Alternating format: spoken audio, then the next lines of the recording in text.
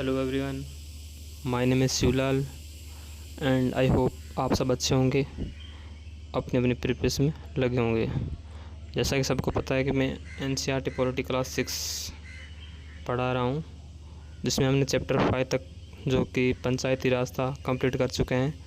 और आज हमारा चैप्टर है 6 जिसका नाम है गांव का प्रशासन। चलो इसके बारे में पढ़ते हैं कि गांव का कैसे प्रशासन होता है, उसके क्षेत्र में क्या क्या आते हैं और अभी गांव के जो व्यक्ति होते हैं अपना कार्य और अपने जीवन का कैसे निर्वाह करते हैं। भारत में 6 लाख से अधिक गांव हैं। अपनी पानी, बिजली, सड़क आदि की ज़रूरतों को पूरा करना कोई आसान काम नहीं है। इसके अलावा ज़मीन के दस्तावेज का रख रखाव करना पड़ता है और आपसी विवादों को भी निपटाने की ज़रूरत पड़ती है। इन सब की व्यवस्था के लिए गांव का प्रशासनिक ढांचा होता है। इस पार्ट में हम 2 ग्रामीण प्रशासनिक अधिकारियों के काम के बारे में थोड़े विस्तार से पढ़ेंगे। चलो पढ़ते हैं हम। गांव में झगड़ा। मोहन एक किसान है। उनके परिवार के पास थोड़ी सी खेतीहारी ज़मीन है जिस पर वह कई सालों से खेती कर रहा है। उसके खेत में लगा हुआ ही रघु का खेत है। लगते हुए रघु का खेत है। दोनों के खेत एक छोटी सी मेड़ से अलग होते हैं। एक सुबह मोहन ने देखा कि रघु ने मेड़ को थोड़ा आगे बढ़ा दिया है। ऐसा करके उसने मोहन की कुछ ज़मीन अपने खेत में मिला ली है और अपने खेत का आकार बढ़ा लिया है। मोहन को बहुत गुस्सा आया, मगर वह थोड़ा डरा हुआ भी था। रघु के परिवार के पास बहुत ज़मीन थी और उसके अलावा उसके ताऊ गांव के सरपंच थे। फिर भी मोहन ने हिम्मत जुटाई और रघु के घर पहुंच गया। दोनों के बीच कहासुनी हुई। रघु ने तो मानने से इनकार कर दिया कि उसने मेड़ आगे बढ़ाया। थोड़ी ही देर में झगड़ा शुरू हो गया। रघु ने अपने एक मजदूर को बुला लिया। दोनों मिलकर मोहन पर चिल्ला रहे थे। फिर उन्होंने मोहन को मारना शुरू किया। हो हल्ला सुनकर आपसी पड़ोसी बाहर आ गए। उन्होंने देखा कि मोहन की पिटाई हो रही है। बीच बचाव के लिए उन्होंने मोहन को बचाया। मोहन को सर पर और हाथ में थोड़ा चोट आई। एक पड़ोसी ने अपनी महरम पट्टी की। मोहन के एक दोस्त ने, जो गांव के डाकघर में काम करता था, सुझाव दिया कि उन्हें स्थानीय पुलिस थाने जाकर रिपोर्ट लिखवानी चाहिए, जबकि कुछ लोग उनके खिलाफ थे। उनको लग रहा था कि बहुत सारा पैसा बर्बाद हो जाएगा, नतीजा कुछ नहीं निकलेगा। इसमें हम समझ पा रहे हैं कि जो हमारे गांव में अक्सर देखने को मिलता है कि जो धनी परिवार है, जैसे रघु वो एक धनी, उसके जो ताऊ जी वो भी सरपंच थे। तो गांव में जो हमने उनमें देखते हैं, जो पुराने टाइम में जो हमारे खेत होते थे उनको कोई अलग से नाप तोल या फिर अलग से अपनी ज़मीन का पट्टेदारी नहीं होते थे। तो कोई भी कमज़ोर वर्ग की मजबूरी उठा के, या जो उच्च वर्ग होता था या उच्च जाति या फिर उच्च जमींदार होता था, वो एक छोटे वर्ग के किसान या फिर व्यक्ति को दबाव बढ़ाता था और अभी वर्तमान में बढ़ाते हैं। और अपनी ज़मीन को बढ़ाने के चक्कर में जो निचले होने उनका शोषण होता है। तो इसी में क्या होता है कि अब जैसे अभी लिखा है कि मोहन का एक जो दोस्त था वो डाक में, तो उन्होंने सुझाव दिया कि उनको एफआईआर लिखनी चाहिए। लेकिन कुछ लोग उनके खिलाफ थे, क्योंकि वो जानते थे कि जो ज़मींदार वो पैसे खिला के उस पर जो रिपोर्ट लेकर उनके खिलाफ जो केस चलेगा उनको हटा लेगा। सो ये अक्सर हमें देखने को मिलता है। तो इसी के आगे हम पढ़ेंगे उनको कैसे, उनकी समस्या के निवारण के लिए हमारे गांव के प्रशासन में कैसे अधिकारी और कैसी व्यवस्था बनाई गई, जिससे एक निम्न वर्ग के या निम्न जाति और छोटे किसानों को मदद मिल सके।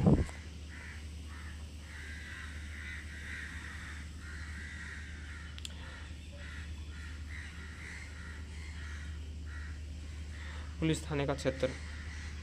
थाने के रास्ते में एक पड़ोसी ने पूछा, क्यों ना हम थोड़ा सा पैसा खर्च करके शहर के बड़े थाने चले। मोहन ने समझाया कि बात पैसे की नहीं है, हम इसी थाने में अपना मामला दर्ज करवा सकते हैं, क्योंकि हमारा गांव इसी के कार्य क्षेत्र में आता है। इसमें क्या होता है, हर एक गांव में एक जो हमारा गांव का क्षेत्र होता है उसमें प्रशासन में पुलिस थाने बनाए जाते हैं, जिससे वो उस पुलिस थाने जो भी क्षेत्र में जो गांव आते हैं उनका जो भी समस्या निवारण होता है उन थाने के अधिकारियों द्वारा सुनिश्चित होता है।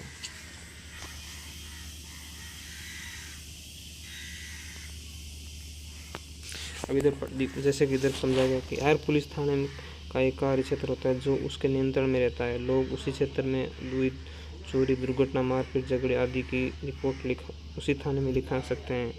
यह वहाँ के थानेदार की जिम्मेदारी होती है कि वे लोगों से घटना के बारे में पूछताछ करे, जांच पड़ताल करे और अपने क्षेत्र के अंदर कई मामले पर कार्रवाई करे। अगर उसके घर में चोरी हो जाती है तो आप किस थाने में जाकर अपनी शिकायत दर्ज कराएंगे? यह प्रश्न पूछ रहा है। मोहन और लघु के बीच में किस बात को लेकर विवाद हुआ था? जमीन के विवाद को लेकर झगड़ा हुआ था। ये कुछ है। अब इधर पुलिस थाने में होने वाला काम कि एक जो क्षेत्र, किसी क्षेत्र के गाँव जो आसपास में जो पुलिस थाना होता है उसमें कैसे प्रशासनिक कार्य होते हैं उसके बारे में समझाया गया है। जब सब लोग पुलिस थाने पहुंचे तो मोहन थानेदार के पास गया और उसने पूरा मामला बताया। उसने यह भी बताया कि वह अपनी शिकायत लिखित रूप में देना चाहता है। थानेदार ने बड़ी बेरुखी से कहा कि उसके पास छोटी छोटी शिकायतों की जांच पड़ताल का समय नहीं है। मोहन ने अपने गाँव को भी दिखाए लेकिन थानेदार पर कोई असर नहीं हुआ। मोहन हैरान था कि उसकी शिकायत आखिर दर्ज क्यों नहीं की जा रही। मोहन बाहर गया, उसके पड़ोसियों को बुलाकर अंदर ले गया। पड़ोसियों ने थानेदार को समझाया कि मोहन उसकी आंखों के सामने पिटा है, अगर वे उसे न बचाते तो उसको बहुत ही गंभीर चोटें आती। उन्होंने मामला दर्ज कराने पर जोर दिया। अंततः थानेदार राजी हो गया। उसने मोहन को अपनी शिकायत लिख कर देने को कहा। थानेदार ने वायदा किया कि अगले दिन वह हवलदार घटना की जांच पड़ताल के लिए पहुंचेगा।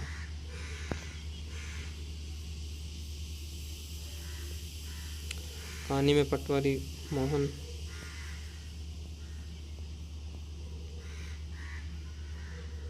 अभी है। पुलिस थाने में जो भी हुआ उसे एक नाटक के रूप में दिखाइए। फिर यह बताइए कि मोहन थानेदार या पड़ोसी की भूमिका निभाते हुए आपको कैसा लगा? क्या थानेदार इस स्थिति को अन्य तरीके से भी संभाल सकता था? राजस्व विभाग का काम।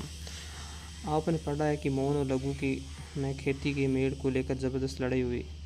क्यों ऐसा कोई तरीका नहीं था जिससे वे अपना मामला शांतिपूर्वक सुलझा लेते? क्या कोई ऐसे अभिलेख यानी रिकॉर्ड होते हैं जिससे ये पता चले कि गांव के किसके पास कितनी ज़मीन है? चलिए पता करते हैं कि यह कैसे किया जाता है। ज़मीन का नाप तोल उसका रिकॉर्ड रखना पटवारी का मुख्य काम होता है। अब इधर पटवारी की भूमिका बताई गई है कि ज़मीन का जो नाप है उसका रिकॉर्ड रखना।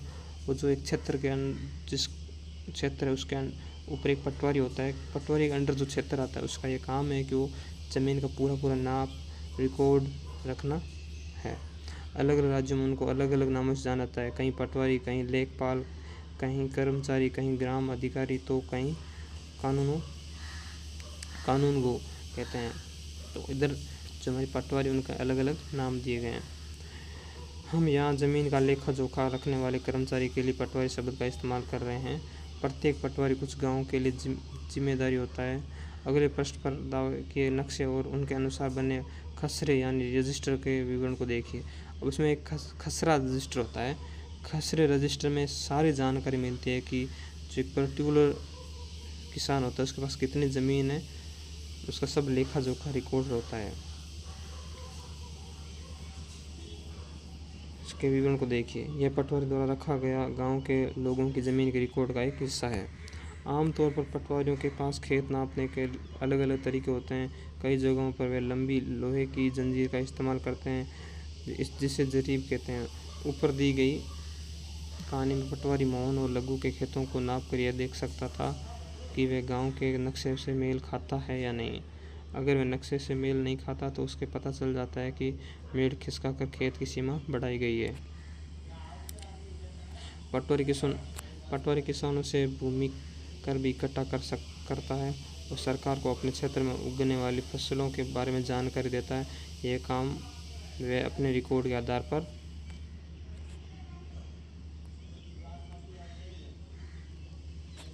करता है। इसलिए ज़रूरी है कि वह उनको समय समय दुरुस्त करता रहे। किसान कई बार फसल बदल देते हैं, कुछ और उगाने लगते हैं या कोई कहीं कुआं खोद देता है तो उसका हिसाब रखना सरकार के राजस्व विभाग का काम होता है।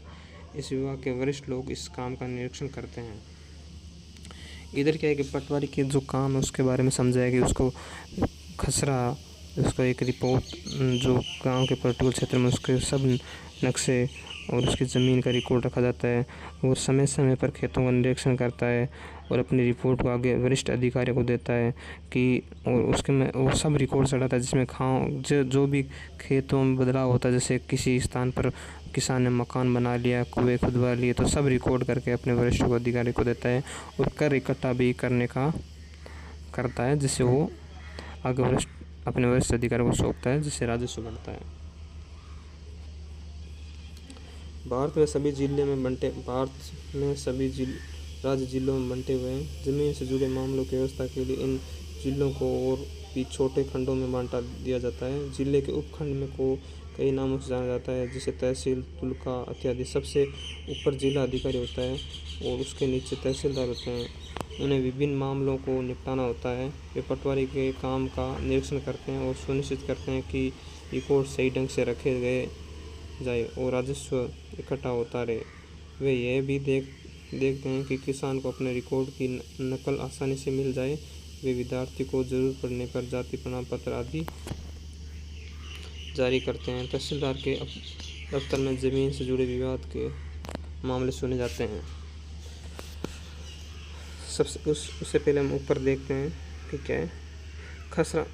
अब इधर देखा गया कि खसरा कहलाने वाले इस रिकॉर्ड में पटवारी ने नीचे दिए हुए ज़मीन के नक्शे के मुताबिक सूचना जारी है। इससे पता चलता है कि ज़मीन का कौन सा टुकड़ा किसके पास है। इस रिकॉर्ड को, नक्शे को देखिए और मौन और लघु की ज़मीन के संबंधित सवाल को, इसमें एक खसरा नंबर 5 दिया गया। इसमें सभी को पता चलता है कि इसमें क्या क्या जानकारी मिलती है, जैसे मालिक का नाम, पिता का नाम पता। इसमें दिखाया गया कि मोहन वल्जू नाम, गांव, उम्र, पूरा ज़मीन का मालिक। इसमें सबसे पहले संख्या दी हुई है हेक्टर में, जो उसकी ज़मीन है वो हेक्टर में दी हुई है। जैसे मोहन की जो उनका है कुल 0.75 और रघु की 3 हेक्टर है। यदि बटाई पर तो दूसरे किसान का नाम, उसका बटाई का हिस्सा नहीं। फसलों के बारे में जानकारी मिलती है। सुविधाएं कैसे कुआं चलन, चारागाह, क्या क्या काम करते हैं, क्या फसल है, क्षेत्र कितना है, अन्य फसलें क्या है, उसके बारे में जानकारी मिलती है। यह इधर नक्शा भी दिया गया कि किस हिसाब से नक्शा दिया गया है। इधर ये शो किया गया कि चीने भी दिया गया कि एक लंबी सीमा होती है, चारागाह का अलग से, कच्ची सड़क का अलग से, कुआं का अलग से, पक्की सड़क का, पेड़ का, ये सब उसमें नक्शे में उदित होता है कि कौन सा खेत किस रोड से जा रहा है, कच्ची रोड है या पक्की है, उसमें कुएं हैं, चारागाह कितने भाग में है, ये सब सुनिश्चित किया जाता है। अभी हम पढ़ेंगे एक नया कानून, हिंदू अधिनियम धारा 2005 के बारे में हम पढ़ने वाले हैं। जब हम उन किसानों के बारे में सोचते हैं जिनके पास ज़मीन है तो आमतौर पर हमारे ध्यान पुरुष होते हैं। महिलाओं की हैसियत खेतों के काम में एक मददगार भारी वर्ग की मानी जाती है। तो इसमें एक लैंगिकता दिखती है। उसके बारे में ज़मीन के मालिक के रूप में भी कभी नहीं सोचा जाता। अभी तक कई राज्यों में हिंदू औरतों को परिवार की ज़मीन में हिस्सा नहीं मिलता। पिता की मृत्यु के बाद ज़मीन बेटों के में बंट जाती थी। हाल ही में यह कानून बदला गया कि नए कानून के मुताबिक हिंदू परिवार में बेटों, बेटियों, उनकी माँ को ज़मीन के बराबर हिस्सा मिल। इसमें क्या है कि हिंदू अधिनियम 2005 में ये क्या है सुनिश्चित कर। पहले के टाइम में क्या है कि जो महिलाएं, उनकी माँ, एक किसान होता, उसकी बहन, उसकी माता को उनका ज़मीन का हिस्सा नहीं मिलता था। जिस पिता के बाद से वो अपने बेटों में बांट दिया जाता था, ना कि उसकी माता को मिलता और ना ही उनकी बहनों को मिलता। तो इस हिंदू अधिनियम 2005 के बाद ये सुनिश्चित किया गया कि ज़मीन का बराबर हिस्सा होना चाहिए। यह कानून सभी राज्यों और केंद्र शासित प्रदेश में लागू होगा। इस कानून से बड़ी संख्या में औरतों को फायदा होगा। उदाहरण के लिए सुधा एक खेतिहर परिवार की सबसे बड़ी बेटी है। वह शादीशुदा है, उसके पास गांव में रहती है। अपने पिता की मृत्यु के बाद सुधा अक्सर खेती के काम में मां का हाथ बटाने आती। उसकी मां ने पटवारी से कहा कि ज़मीन पर अब बड़े बेटे के साथ और 2 बेटियों का नाम भी रिकॉर्ड में आ जाए। सुधा की मां बड़े आत्मविश्वास के साथ छोटे बेटे और बेटी की मदद से खेत का काम संभालती। सुधा भी इस निश्चित में जा रही की जरूरत पड़ने पर वह अपने हिस्से की जमीन से काम चला लेगी। एक बेटियों की चाहे विरासत में मिलता यह घर पापा को एक बहुत बड़ी सीख मिलती। इसमें आप सुनना, विरासत में मिलता यह घर पापा को अपने पिता से, यही घर मिलेगा मेरे भैया को मेरे पिता से। पर मैं और मेरी माँ हमारा क्या, बता दिया गया है मुझे पिता के घर के हिस्से की बात, और नहीं किया करती। लेकिन मुझे चाहिए एक घर अपना, बिल्कुल मेरा अपना, नहीं चाहिए दहेज में रेशम और सोना।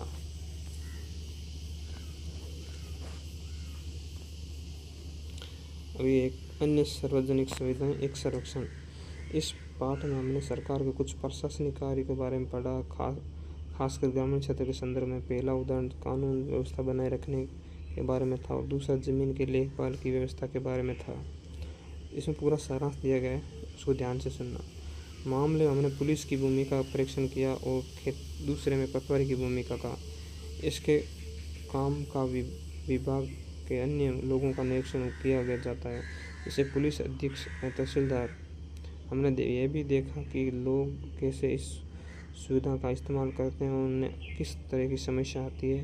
इन सेवाओं का उपयोग कानूनों के अनुसार होना चाहिए।